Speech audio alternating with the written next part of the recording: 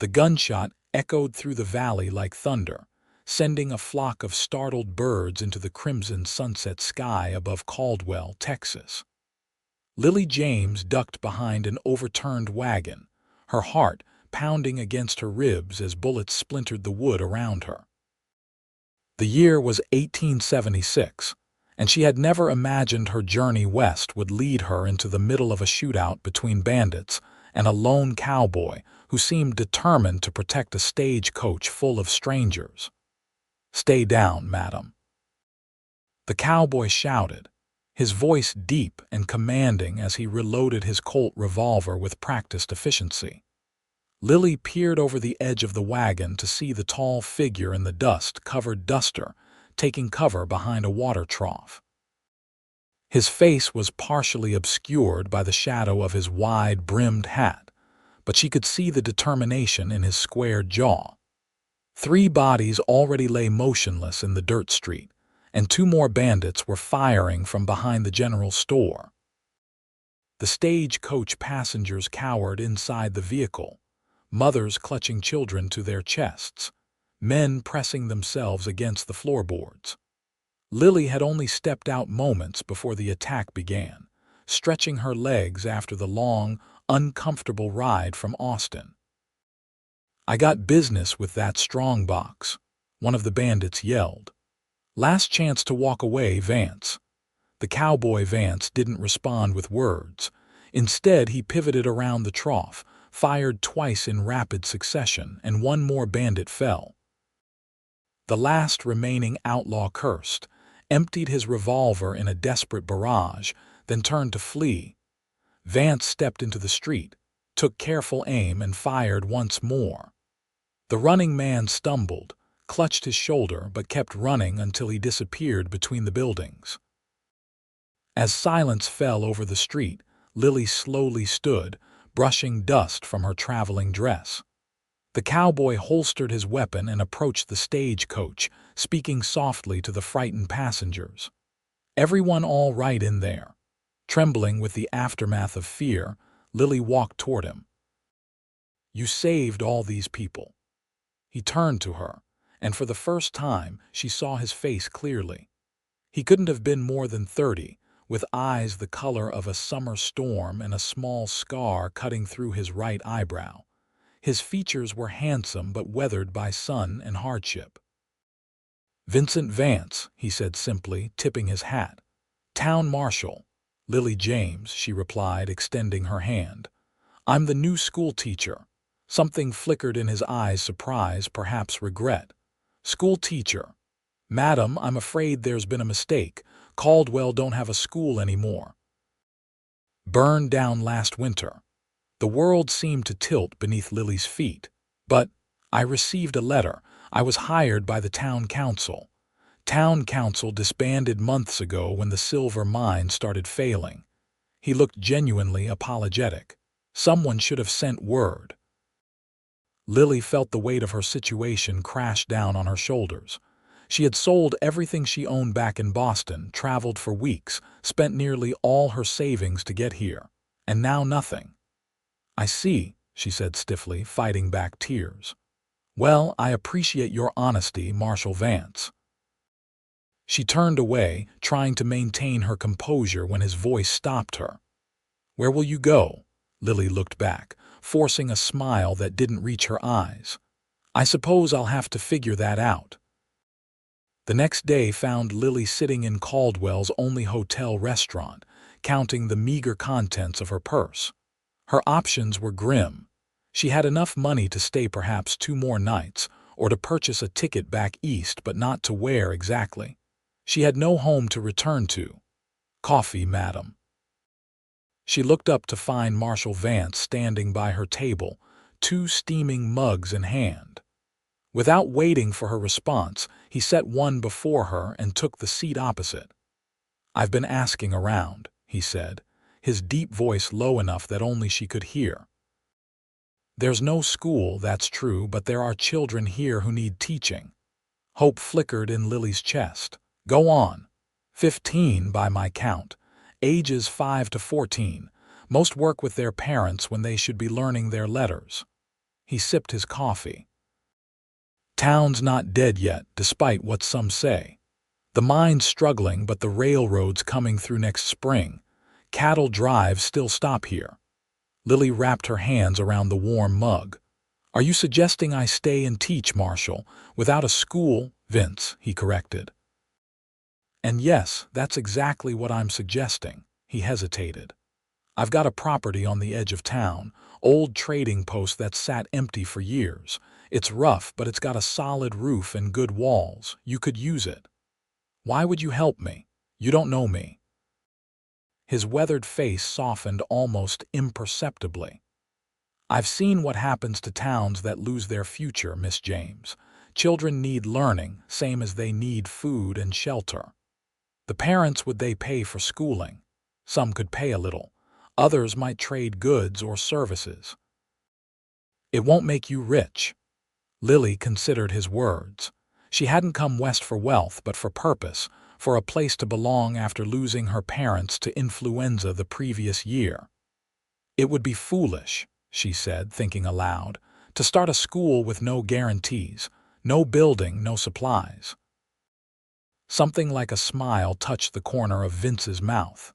Maybe, but I've known a few fools who changed things for the better.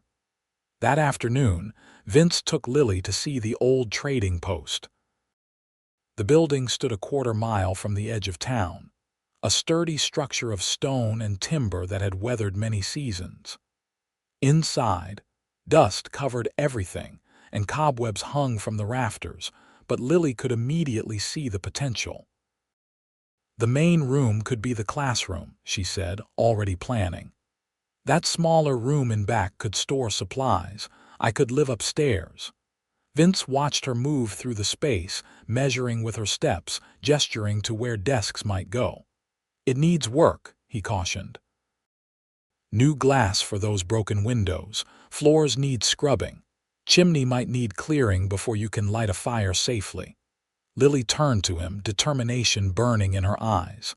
I can do the cleaning, the rest. Well, I'll figure it out. I'll help with the repairs, he offered. And I know some folks who will too, once they understand what you're aiming to do. Why are you doing this, Marshal Vance? Truly, he was silent for a long moment, his eyes distant. My mother was a teacher, he finally said, back in Virginia. She believed education was sacred work. When she died, I was 12, had to leave school to work, never did get back to my studies. Lily nodded, understanding more about this stoic man in that moment than she had since arriving. Then I accept your offer. I'll make this work somehow. Word spread quickly through Caldwell. By the end of the week, Lily had visited every family with children, introducing herself and explaining her vision for the school. Some welcomed her enthusiastically, desperate for their children to have opportunities they never had. Others were skeptical, seeing little value in education when there were fields to plow and cattle to tend. True to his word, Vince organized help. The blacksmith's wife brought curtains she'd sewn from flour sacks. The general store owner donated paper, pencils, and a few battered books. A carpenter crafted simple benches and tables. Vince himself worked tirelessly, replacing broken glass, patching the roof, and clearing the chimney so Lily would stay warm when autumn arrived. While the building transformed, so did Lily's relationship with the marshal. At first, they worked side by side in near silence, but gradually, conversation flowed more easily. She learned he'd been a Texas Ranger before settling in Caldwell 3 years earlier. He discovered her passion for literature, her dream of someday writing a book of her own. One evening, as sunset painted the sky in fiery hues, they sat on the newly repaired front steps of the schoolhouse, sharing a simple meal of bread, cheese, and apples. School opens tomorrow, Lily said, a mixture of excitement and nervousness in her voice. 10 students confirmed. Not bad for a start. Vince nodded, his profile gilded by the fading light. This town needed something to believe in again. I'm still not certain it will succeed, she admitted. So many things could go wrong. You having doubts? He asked, turning to look at her directly. Not doubts exactly, just awareness of the challenges. He considered her words. My father used to say courage isn't about not feeling fear. It's about feeling it and moving forward anyway. Your father sounds wise. He died in the war fighting for the Union. Lily studied his face, seeing the complexity of emotions there. You've lost a lot. Everyone has, he said simply. It's what you build from what remains that matters. The next morning, Lily stood in her freshly swept schoolhouse, wearing her best dress, hair neatly pinned back.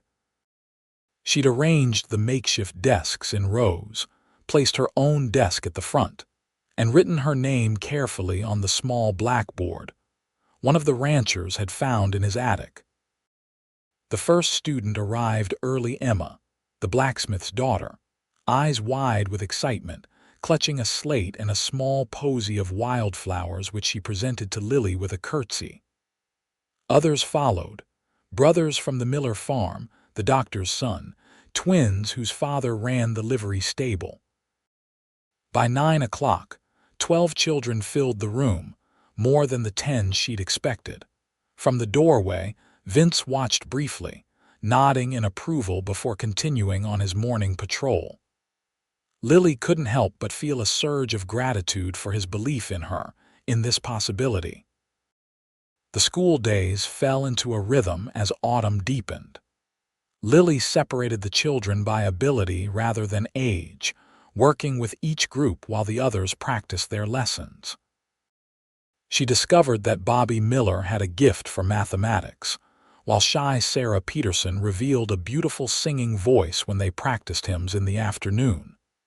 Each evening, Lily recorded the day's progress in a journal, planning the next day's lessons by lamplight. Sometimes Vince would stop by, bringing firewood or making small repairs, staying to discuss the town's happenings or listen to her read aloud from one of her precious books. They developed an easy friendship, comfortable yet charged with something neither acknowledged. Lily found herself watching for him from the schoolhouse windows, her heart quickening when she spotted his tall figure approaching. For his part, Vince found more and more reasons to visit the schoolhouse, his normally taciturn nature softening in her presence. 6 weeks after the school opened, disaster struck. Lily woke to the smell of smoke and the distant sound of shouting. Rushing to her window, she saw an orange glow illuminating the pre-dawn sky over the center of town. Throwing a shawl over her nightdress, she hurried downstairs and out into the cool morning air. Caldwell's main street was chaos. The mercantile was fully engulfed in flames, and men were frantically passing buckets of water in a chain from the town well, trying to prevent the fire from spreading to neighboring buildings. Women gathered children and valuables, ready to evacuate if necessary. In the midst of it all stood Vince, directing the firefighting efforts, his face blackened with soot, his voice hoarse from shouting orders. When he saw Lily, he paused only long enough to call out, "Get the children to the schoolhouse. It's safely away from town." Lily immediately began gathering the frightened children, organizing the older ones to help with the younger, leading them all to the safety of her schoolhouse on the edge of town. Parents, grateful for a safe place to send their little ones, returned to help with the fire or salvage possessions. By mid-morning, the fire was contained, but the mercantile was destroyed. Its owner, Herbert Wilson, sat dazed on a barrel across the street, his life's work reduced to smoldering timbers. His wife wept quietly beside him, their teenage son standing stoically nearby. Lily approached them after ensuring all the children were settled at the school, with the older students reading stories to the younger ones. "Mr. Wilson, Mrs. Wilson, I'm so sorry," she said, placing a gentle hand on the woman's shoulder. "Is there anything I can do, Mrs.?" Wilson looked up, eyes red-rimmed. "You're already minding Tommy's little brothers. That's blessing enough." Mr. Wilson shook his head. 20 years of work, gone in an hour. He looked up at the blackened shell of his store. "Don't even know how we'll feed ourselves now, let alone rebuild."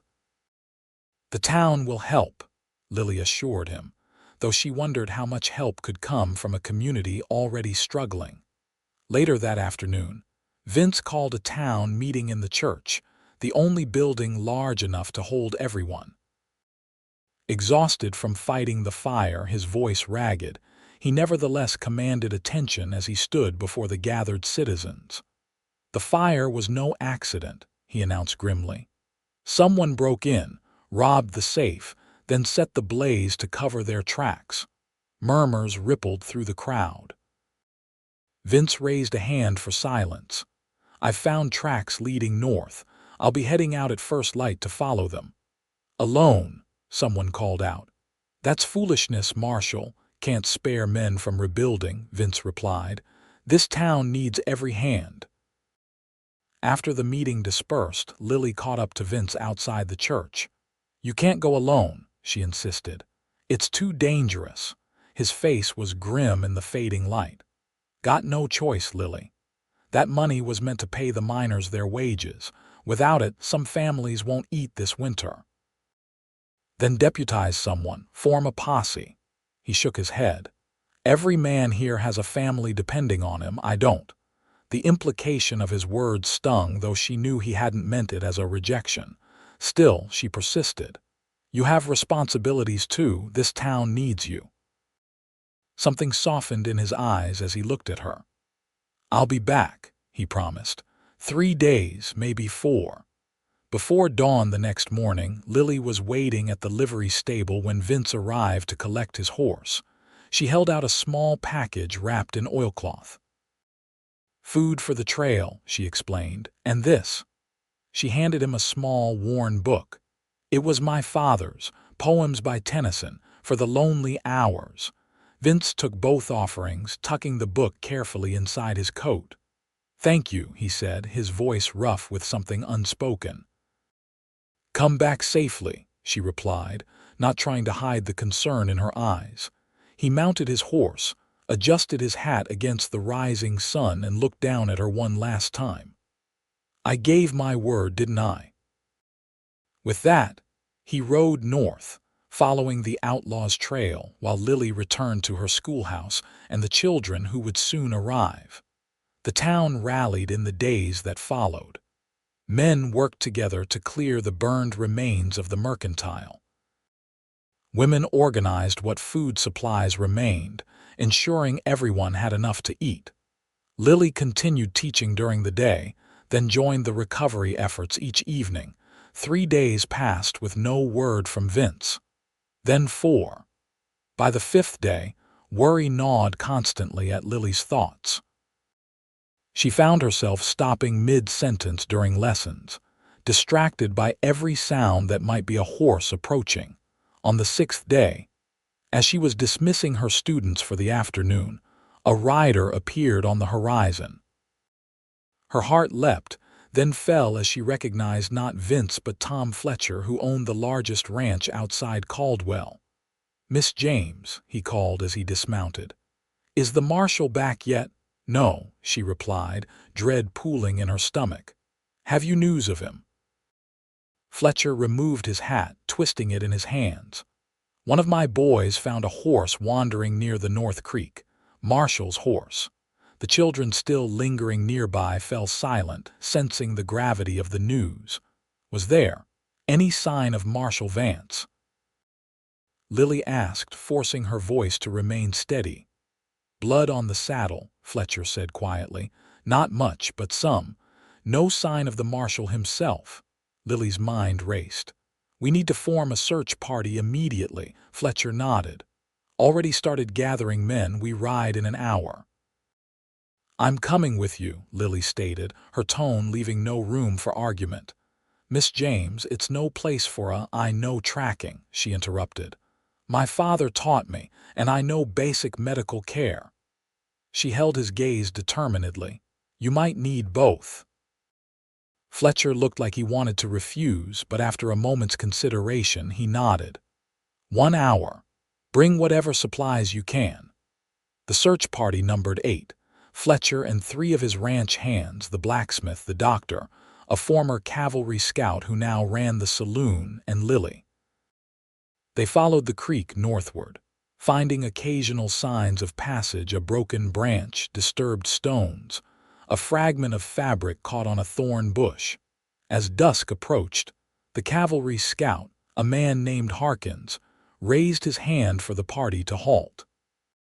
"Smoke," he said simply, pointing to a thin gray line rising above the trees ahead. They approached cautiously, tethering their horses and continuing on foot. Through the trees they spotted a small cabin with light showing through its single window. 2 horses were tied outside, neither was Vince's. "That's Jeremiah Reeves's old hunting cabin," Fletcher whispered. "Been abandoned for years." "Perfect hideout," Harkins added. The men spread out, surrounding the cabin, while Lily remained hidden with the horses, her heart pounding against her ribs. Minutes crawled by like hours. Then she heard shouts, a single gunshot, more shouting. Unable to bear the suspense, Lily crept forward until she could see the cabin. The door stood open, men moving in and out. Then, supported between Fletcher and the doctor, emerged a familiar figure, Vince, alive but clearly injured. Lily ran forward without thinking. "Vince!" He looked up, his face pale beneath several days' growth of beard, but his eyes brightened at the sight of her. "Lily, what in God's name are you doing out here? Saving you, apparently," she retorted, relief making her voice sharper than intended. Inside the cabin, the 2 outlaws who'd robbed the mercantile lay bound and sullen. Most of the stolen money had been recovered, along with other items that linked them to several robberies across the county. Vince had been shot in the side, just a graze, he insisted, though the doctor disagreed and had spent 3 days tracking the men to the cabin before they surprised him. He'd been their prisoner for nearly 2 days, waiting for an opportunity to escape. "Foolish," Lily muttered as she helped the doctor clean and bandage the wound. "Going after armed men alone." "Had to be done," Vince replied through gritted teeth. "You could have been killed." "Wasn't," the doctor chuckled.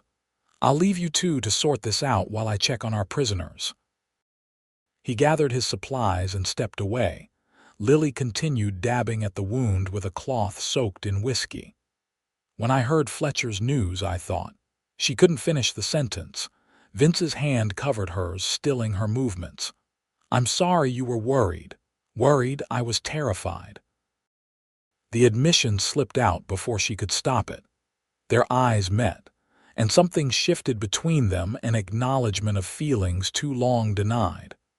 But the moment was interrupted as Fletcher approached to discuss the journey back to town.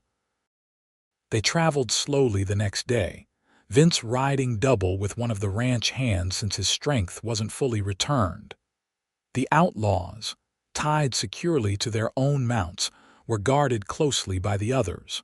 Caldwell welcomed them as heroes. The recovered money meant workers would be paid, families would eat, and the mercantile could begin rebuilding. That night, an impromptu celebration filled the saloon, with even the most temperate citizens joining in. Vince, however, retired early to his small room behind the marshal's office, his injury and exhaustion demanding rest. Lily checked on him before returning to her schoolhouse, bringing soup and fresh bread. "Doctor says you're to stay in bed tomorrow," she told him as she set the tray beside his bed. "Got prisoners to deal with," he protested weakly. "Judge won't be here until next week. The cells are secure. Your deputy can handle things for 1 day." Vince sighed, knowing she was right but reluctant to admit it. "Thank you. For the food, for coming to find me." Lily sat on the edge of the chair beside his bed. "Why did you really go alone, Vince? The truth." He was silent for so long she thought he might not answer. Finally he spoke, his voice low. Been responsible for other men before, lost some. Couldn't bear to lose any more in the Rangers, he nodded. Ambush. Apache territory 69. 6 men died under my command. Lily's heart ached for him, understanding now the weight he carried. It wasn't your fault. Was my responsibility. He shifted, wincing slightly. Afterwards, figured it was better to work alone, safer for everyone. Except you, she pointed out gently. A ghost of a smile touched his lips. I don't much matter in the grand scheme. You matter to this town, Lily said firmly. You matter to those children who look up to you. She hesitated, then added softly, you matter to me. His eyes, clear despite his exhaustion, held hers. Lily, she stood abruptly, suddenly afraid of what might be said. You should rest. I'll check on you tomorrow. As winter settled over Caldwell, the town slowly healed from the mercantile fire. Herbert Wilson rebuilt with the help of his neighbors, opening a smaller but functional store before the first heavy snow. The captured outlaws were tried and sent to prison in Austin. Their stolen goods returned to rightful owners across 3 counties. Lily's school flourished, growing to 18 students. She organized a Christmas pageant that brought the entire town together in the small church. Children reciting poems and singing carols while proud parents watched. Even Vince, normally uncomfortable in crowds, attended, sitting in the back row but unable to hide his smile when Bobby Miller perfectly recited a passage from Dickens. After the performance, as families mingled and shared refreshments, Vince approached Lily, holding something behind his back. The children did wonderfully, she greeted him, cheeks flushed with success and the warmth of the crowded room. Thanks to their teacher, he replied. I have something for you. He revealed a small package wrapped in brown paper and tied with string. Merry Christmas. Surprised and touched, Lily carefully unwrapped it to find a beautiful leather-bound journal, the cover stamped with her initials, LJ. For your writing, Vince explained. Your stories deserve better than those loose papers you've been using. Lily ran her fingers over the smooth leather, deeply moved by the thoughtfulness of his gift. Vince, it's perfect. Thank you. She had a gift for him as well, a hand-knitted scarf in deep blue that matched his eyes. As she wrapped it around his neck, their fingers brushed, and the same electricity that had been building between them for months surged stronger than ever. Would you walk me home? She asked impulsively.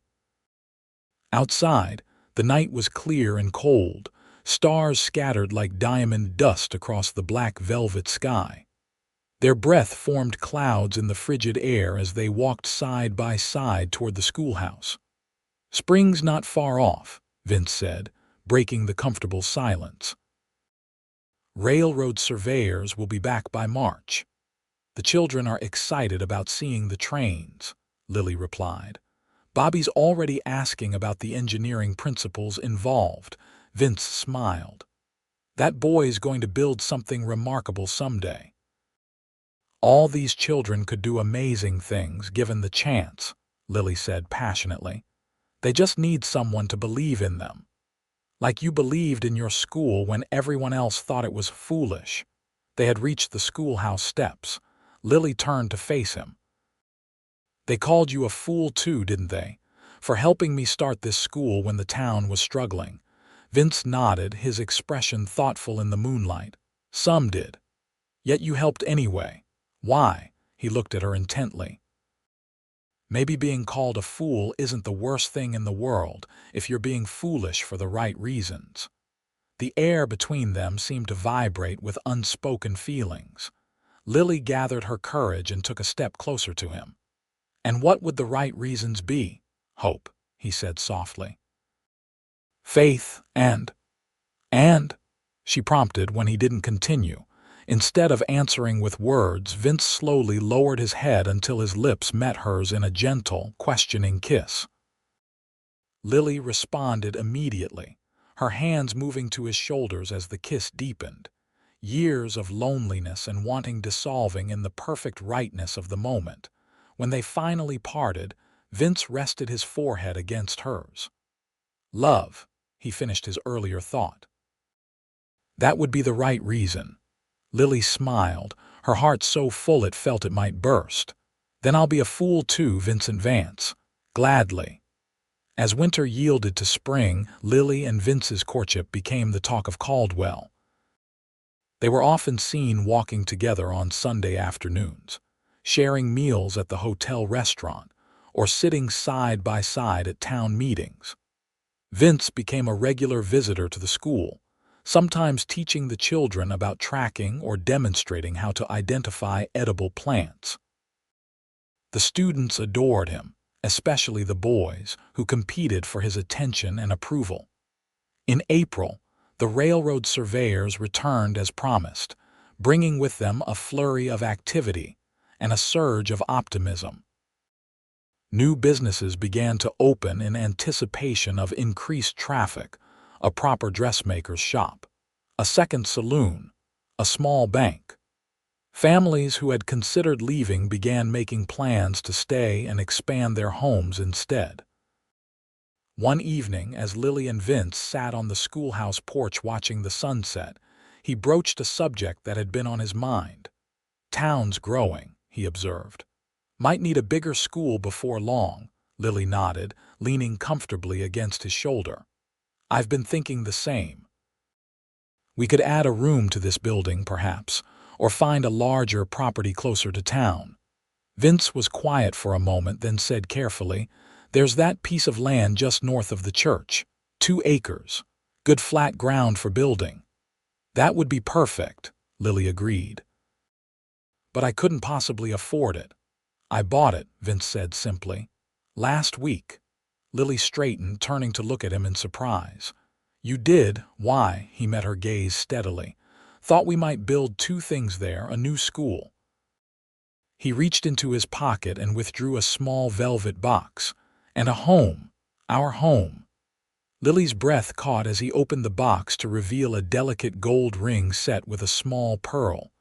"It's not fancy," he said apologetically, "but it was my mother's." "It's beautiful," Lily whispered, tears filling her eyes. Vince took her hand in his. "Lily James, I've loved you since the day you stood in that dusty old trading post and saw not what was, but what could be. You brought hope back to this town. You brought it back to me." He took a deep breath. "Would you do me the honor of becoming my wife?" "Yes," she answered without hesitation, joy radiating through her entire being. "Yes, Vince, I will." The news of their engagement spread through Caldwell like wildfire. The townspeople, who had watched their relationship blossom, were universally delighted. Plans were made for a June wedding in the church, with a celebration afterward that would include the entire community. Construction began immediately on the new schoolhouse, with every able-bodied man in town volunteering time and skills.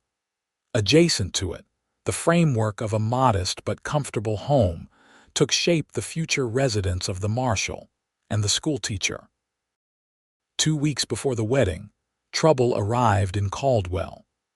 A gang of cattle rustlers had been working their way through the county, and they set their sights on Tom Fletcher's prize herd.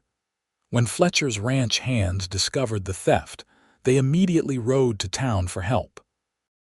Vince organized a pursuit party, promising Lily he would return in plenty of time for their wedding. "Just a simple recovery mission," he assured her. "These rustlers are amateurs compared to what I've handled before." But as the days passed with no word, Lily's concern grew. The wedding preparations continued around her. Her dress was finished, the church decorated, food prepared, but her thoughts remained with Vince and the dangers he might be facing. On the 5th day, just as Lily was considering organizing another search party, riders appeared on the horizon. As they drew closer, she recognized Vince at their head, and beside him, Fletcher's men driving the recovered cattle. The town erupted in cheers as the procession entered Caldwell. Lily ran to meet them, her relief so profound she could barely speak as Vince dismounted and swept her into his arms. "You're late," she managed to say against his chest. "Had to take a longer route to avoid another gang operating near the border," he explained, his voice hoarse with exhaustion. "I promised I'd make it back, didn't I?" Later, after Vince had cleaned up and rested, he and Lily walked to see the progress on their new home. The basic structure was complete, awaiting only interior finishings and furnishings. "It's really happening," Lily marveled, standing in what would be their front parlor. "Sometimes I can hardly believe it." Vince put his arm around her shoulders. Having second thoughts, she leaned into him, shaking her head. "Never. It's just. A year ago I arrived here with nothing but disappointment. Now I have the school, the children, this town." She looked up at him. "And you? We've both been given a second chance," Vince said. "I never thought I'd find peace after what happened with my Rangers, never thought I deserved it. And now," a slow smile spread across his face, "now I think maybe the past doesn't have to define the future.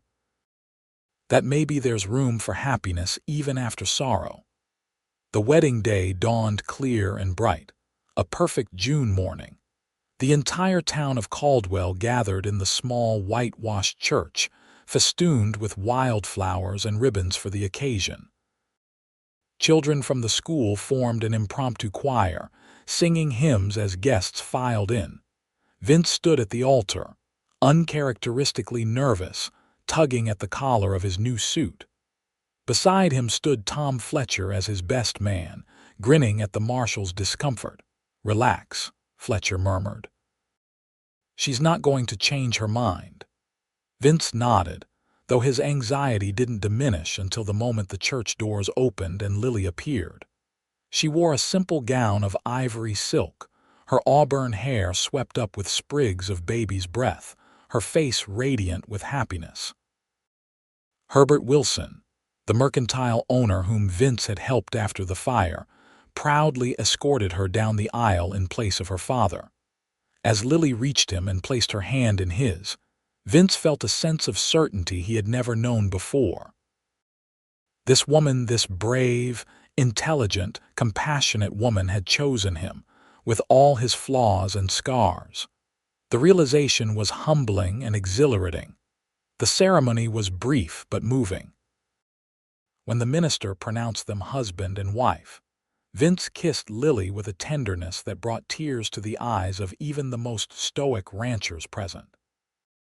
The celebration afterward lasted well into the night, with tables set up in the town square, musicians playing, children running between dancing couples. As twilight fell, lanterns were lit, casting a golden glow over the festivities. "Look at them," Lily said to Vince as they took a moment's rest from dancing.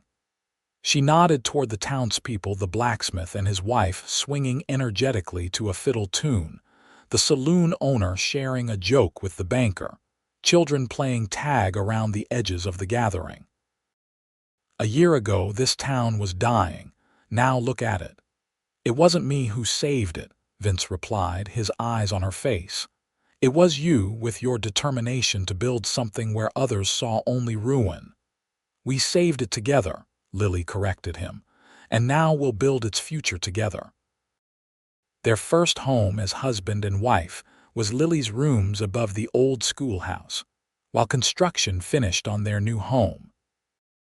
Those summer months were a time of adjustment and discovery, learning each other's habits, compromising on daily routines, sharing the deep thoughts and dreams they'd held private for so long.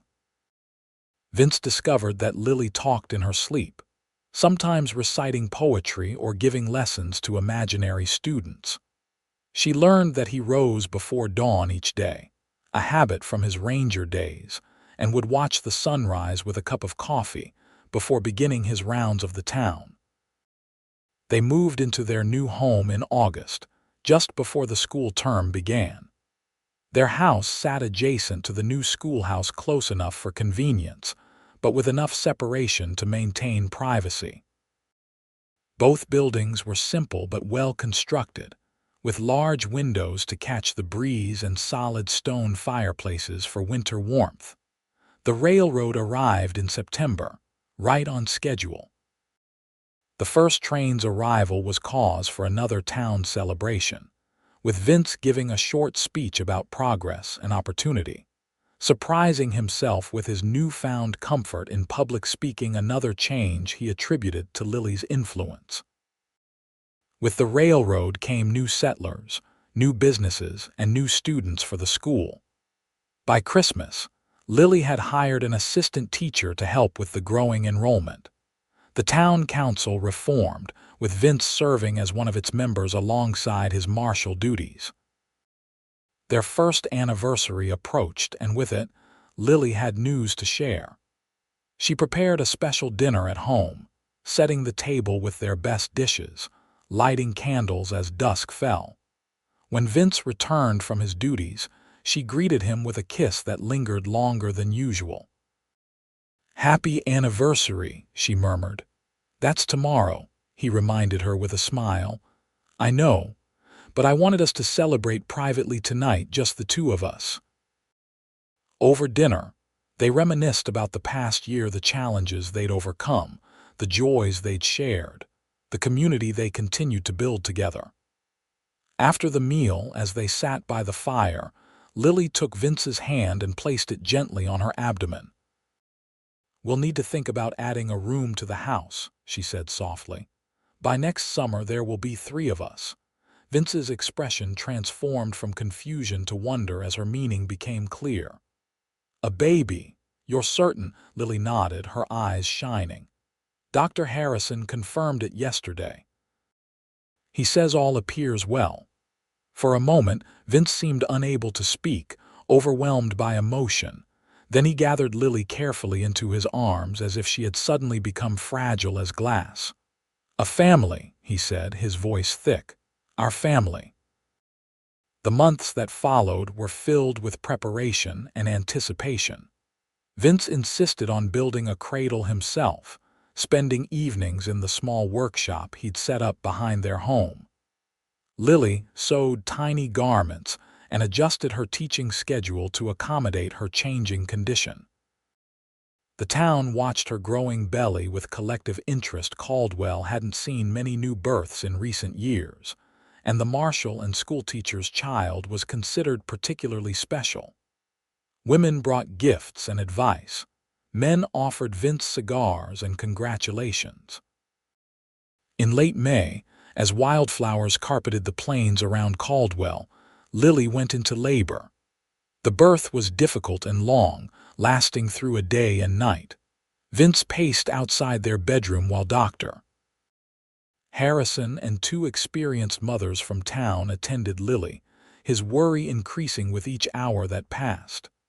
"She's young and strong," Tom Fletcher assured him, having come to provide moral support. "My wife had our first after 30 hours of labor. Sometimes it just takes time." Near dawn, a thin cry finally pierced the silence of the house. Minutes later, the door opened, and Dr. Harrison emerged, his face tired but smiling. "Congratulations, Marshal," he said. "You have a healthy son." Vince entered the bedroom to find Lily pale but radiant, cradling a small bundle in her arms. She looked up as he approached, her exhaustion evident but overcome by joy. "Meet your son," she said, shifting the blanket to reveal a tiny red face framed by wisps of dark hair. "Thomas Vincent Vance." Vince sat carefully on the edge of the bed, tentatively extending a finger that the baby immediately grasped. "He's perfect," he whispered, his voice breaking with emotion. "He has your eyes, I think," Lily said, "and hopefully your strength." "He has your courage already," Vince replied. "Making such a journey to join us." Life shifted again to accommodate the newest member of their family. Vince rearranged his duties to spend more time at home, often carrying little Thomas with him on morning rounds once the baby was a few months old. Lily reduced her teaching hours temporarily, focusing on administrative duties she could perform with the infant nearby. Thomas was a good-natured baby, winning the hearts of everyone in Caldwell. He became a fixture at town events, passed from arm to arm while Vince kept a watchful eye on whoever was holding his son at any given moment. By the time Thomas was crawling, Lily had returned to teaching full-time, with the help of a young woman named Sarah who watched the baby during school hours. The arrangement worked well, allowing both Vince and Lily to continue their professional duties while raising their son. When Thomas was 18 months old, Lily discovered she was expecting again. This pregnancy was easier than the first, and in the spring of 1879, Margaret Lily Vance joined the family, a tiny, fair-haired daughter with her mother's thoughtful expression. 2 children under 3, Lily mused one evening as she nursed Margaret while Vince read a story to Thomas. If anyone had told me 3 years ago that this would be my life. Having regrets? Vince asked, looking up from the picture book. Lily smiled, watching her husband and son together, feeling her daughter's warmth against her chest. Not a single one. The years passed in a blend of ordinary days and special moments. Caldwell continued to grow, becoming a respectable town with a hotel, a proper schoolhouse that eventually expanded to 4 classrooms, and a newly built courthouse where Vince now served as sheriff rather than marshal, overseeing a small department of deputies. Thomas started school, showing his father's quiet determination and his mother's love of learning. Margaret proved to be more adventurous, constantly exploring and asking questions that sometimes left her parents scrambling for answers. In the winter of 1882, when Thomas was 6 and Margaret 4, a blizzard struck the region with unexpected ferocity. Livestock froze in the fields, travelers were stranded, and even in town, the cold penetrated the best insulated homes. Vince organized the community response, converting the church and school into temporary shelters, arranging for food distribution, and personally venturing out to rescue stranded families from outlying farms. Lily managed the school shelter, coordinating volunteers and ensuring everyone had warm bedding and hot meals. On the 3rd day of the storm, word reached town that the Collins family, who lived 5 miles out, had not been accounted for. Despite deteriorating conditions, Vince prepared to go search for them. "It's too dangerous," Lily argued, watching him layer clothing and check his weapons. "Send one of the deputies. They've got families," Vince replied simply. "I won't ask another man to risk what I won't risk myself." "You have a family too," Lily reminded him, her voice tight with fear. "Thomas, Margaret, and me, we need you." Vince paused, turning to face her fully. "That's why I have to go. John Collins has 4 young children. If it were us out there, I'd want someone coming to find our babies." Lily knew she couldn't argue with his logic or his sense of duty. It was part of what she loved about him, even when it terrified her. "Promise me you'll be careful," she said instead. "Promise me you'll come back. I promise." He kissed her, then knelt to embrace Thomas and Margaret, who were watching wide-eyed from the doorway. "You two mind your mother and help with the folks at the school, all right? I'll be back before you know it." The hours after his departure were among the longest of Lily's life. She kept busy at the shelter, tending to the needs of those around her, but her thoughts remained with Vince, facing the brutal conditions alone. Night fell with no word. Lily put the children to bed at the shelter, telling them stories until they fell asleep, then continued working, refusing to rest. By dawn, dark circles shadowed her eyes and worry had etched lines around her mouth. Mid-morning, just as hope was beginning to fade, shouts from the edge of town announced Vince's return. He came driving a wagon pulled by exhausted horses. The Collins family huddled in the back under every blanket, they'd been able to salvage from their collapsed farmhouse. Lily ran to meet them, relief making her knees weak when she saw Vince frostbitten, exhausted but alive. He climbed stiffly down from the wagon as volunteers helped the Collins family toward the shelter. "You found them," Lily said, reaching up to touch his cold, reddened face. "Roof caved in from the snow," Vince explained hoarsely. "They were sheltering in the root cellar. Nearly missed them." Later, after he had warmed up and rested, Vince shared the full story. He had searched the Collins property, finding the house damaged beyond repair but no sign of the family. Ready to give up, he'd noticed a thin tendril of smoke rising from behind a snowdrift the family had managed to keep a small fire going in the root cellar vent pipe. A last desperate signal. "You could have died out there," Lily said as they lay in bed that night, back in their own home with the blizzard finally abating. "The children and I could have lost you." Vince drew her closer. "When I found that family, the oldest boy, he couldn't have been more than 12, he was standing guard with his father's shotgun, protecting his mother and the little ones. Made me think of Thomas, what he might have to do someday if you weren't here," Lily finished softly. "I've been thinking," Vince said after a moment. "Maybe it's time for a change. Sheriff Brady over in Fort Worth has been asking me to join the Rangers again, help train new recruits. It would mean less field work, more predictable hours, safer." Lily propped herself up on one elbow, studying his face in the dim light. "You'd consider leaving Caldwell after all we've built here for you and the children?" "Yes." His eyes met hers steadily. "This town doesn't need me the way it once did. It's stable now, thriving. But Thomas and Margaret need a father. You need a husband who comes home every night." The depth of his love, expressed in this willingness to set aside the role that had defined him for so long, moved Lily profoundly. "We'll discuss it," she promised. "But whatever we decide together." In the end, they chose to stay in Caldwell.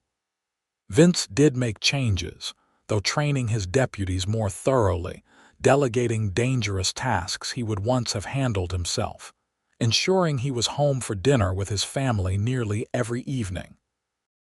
He remained sheriff, but he became more of an administrator than a frontline lawman, a transition that surprised him by bringing satisfaction rather than frustration. Lily's school continued to flourish under her guidance. By 1885, Caldwell had a proper school board, and Lily served as principal of a school that now employed 5 teachers and educated over 100 children. Her original vision had expanded beyond anything she could have imagined that first uncertain autumn. Thomas, now 9, showed aptitude in mathematics and science, spending hours with mechanical toys and puzzles. Margaret at 7 was already a voracious reader, often found in unlikely places around town with her nose in a book. Both children were well loved by the community that had watched them grow from infancy. One evening in late summer, the Vance family sat on their front porch after dinner, enjoying the cooling air. Thomas was explaining his latest mechanical theory to his father, who listened with genuine interest, despite understanding perhaps half of what his son was saying. Margaret leaned against Lily's side, drowsy after a day of playing with friends. A rider approached their home, raising a hand in greeting as he came into view. It was Sam Harkins, Vince's chief deputy, looking apologetic for the interruption. "Sorry to bother you at home, Sheriff," he called as he dismounted. "Telegram came for you, marked urgent." Vince crossed the yard to receive the message, his family watching curiously from the porch. He read it quickly, then more slowly a second time, his expression shifting from concern to surprise. "Everything all right?" Lily asked when he returned to the porch, the telegram in hand. "It's from Washington," Vince said, still sounding slightly dazed. "The Department of Justice. They're establishing a new federal marshal service, centralizing authority. They want me to help organize the Texas division." "That's a great honor," Lily said, recognizing the significance. "What would it involve?" "Moving to Austin, training marshals, coordinating across county lines." Vince looked at his children, then back to Lily. "It's administrative work, mostly, safe, good pay." "But we'd have to leave Caldwell," Thomas said, his young face serious. Vince nodded. "We would. But Austin has excellent schools, and it's a growing city with opportunities for all of us." "Would I still be able to teach?" Lily asked. "Austin has some of the best schools in the state," Vince replied. "They'd be lucky to have you." That night, after the children were in bed, Vince and Lily discussed the offer at length. The position represented not just professional advancement for Vince, but a chance for their family to grow in new directions. "Caldwell will always be special to us," Lily said, looking around their comfortable home. "This is where we found each other, where we started our family." "But maybe our work here is done," Vince suggested. "This town is established now, stable. It doesn't need us the way it once did." Lily thought about the school she had built from nothing, now a thriving institution that would continue with or without her. "Perhaps you're right. Perhaps it's time to seek new challenges." The decision made, they began preparations for the move. The town responded to the news with a mixture of sadness and pride. Their sheriff and schoolteacher were moving on to important work at the state level, reflecting well on the community that had shaped them. A farewell gathering was held in the town square, reminiscent of their wedding celebration so many years earlier. The same families were present, now with children grown taller, new faces among them, but the same spirit of community that had helped them all weather hard times. Herbert Wilson, his mercantile now a 2-story emporium, presented them with a fine clock for their new home. Tom Fletcher gave Thomas a hand-tooled saddle for the pony that would be waiting in Austin. The school children performed songs and presented Lily with a quilt, each square decorated by a different student. As the evening wound down, Vince found himself standing with Bobby Miller, now a young man of 20 preparing to leave for engineering studies in Chicago. "You know," Bobby said thoughtfully, "when Miss Mrs. Vance first started teaching here, folks said she was foolish. A school with no building in a dying mining town," he smiled. "They said you were a fool too for helping her." Vince nodded, remembering those early days. "They weren't entirely wrong. It was a gamble. But look what came of it." Bobby gestured to the thriving town around them. "I'd never have had a chance at college without her teaching. Dozens of us wouldn't have had the opportunities we've had." He extended his hand to the sheriff. "Some kinds of foolishness change the world, sir." Later, as Vince related this conversation to Lily while they packed books in their parlor, she paused, a wistful smile playing on her lips. "You remember what you said to me that day I decided to stay and start the school?" she asked. Vince thought back. "I said something about fools changing things for the better, didn't I?" "Close," Lily replied. "I told you it would be foolish to start a school with no guarantees, and you said you'd known fools who changed things for the better." "Wisest foolishness I ever committed," Vince said, crossing the room to take her in his arms. "Falling in love with the schoolteacher." Lily's eyes sparkled with memory. "On our wedding night, I told you they called you a fool for helping me, and do you remember what you said?" Vince smiled, the moment vivid in his mind. "Then I'll be a fool till I die." Their departure from Caldwell was bittersweet, the closing of one chapter, the beginning of another. The family traveled by train to Austin, watching the familiar landscape of their home for the past decade recede into the distance. Austin welcomed them warmly. The city was growing rapidly, with new government buildings rising alongside established neighborhoods. Their new home was larger than the one in Caldwell, with a garden where Margaret immediately began planning a flower bed, and enough bedrooms that Thomas could have a space dedicated to his scientific experiments. Vince's work with the federal marshals proved challenging and rewarding. He found himself drawing on all his years of experience as he helped shape the new organization, training men to uphold the law across the vast territories of Texas. Lily secured a position at one of Austin's premier schools, quickly earning respect for her innovative teaching methods and dedication to her students. Within a year, she was invited to help develop curriculum for schools across the state, her influence extending far beyond a single classroom. The children adjusted well to city life. Thomas joined a science club at school and began corresponding with engineers working on the new Capitol building.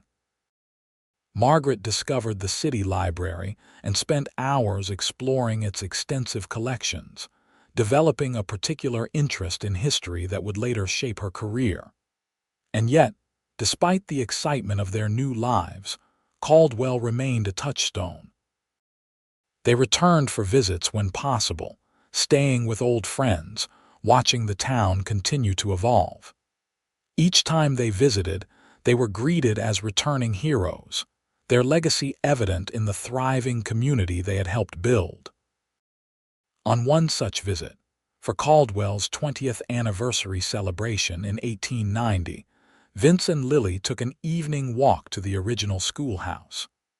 The old trading post had been preserved as a historical landmark, a plaque commemorating its role as the town's first school. "It's smaller than I remember," Lily remarked as they stood before the weathered building. "Or maybe we've grown," Vince suggested, his arm around her shoulders. They had indeed grown, not just in their professional accomplishments or in the family they had raised, but in the depth of their connection to each other. The passionate love of their early years had matured into something equally powerful, but more enduring, a partnership of mind, heart, and purpose that had weathered challenges and celebrated triumphs. As they walked back toward town in the gathering dusk, Lily glanced at her husband, his profile silhouetted against the sunset-painted sky. Gray now threaded his dark hair, and lines of experience marked his face, but he was still the man who had believed in her vision when it seemed impossible. "Do you ever regret it?" she asked. "Any of it?" Vince knew exactly what she meant without explanation, the beauty of a lifetime shared. "Not a single moment," he replied. "Being a fool for love turned out to be the wisest choice I ever made." Lily squeezed his hand, her heart full. "Then we'll be fools together till the end of our days." "Till the end of our days," Vince agreed, "and beyond." And so they continued their journey, the schoolteacher and the lawman who had found each other in a struggling town and built a life of purpose, passion, and profound love. Fools, perhaps, in the eyes of some, but wise beyond measure in the ways that truly mattered.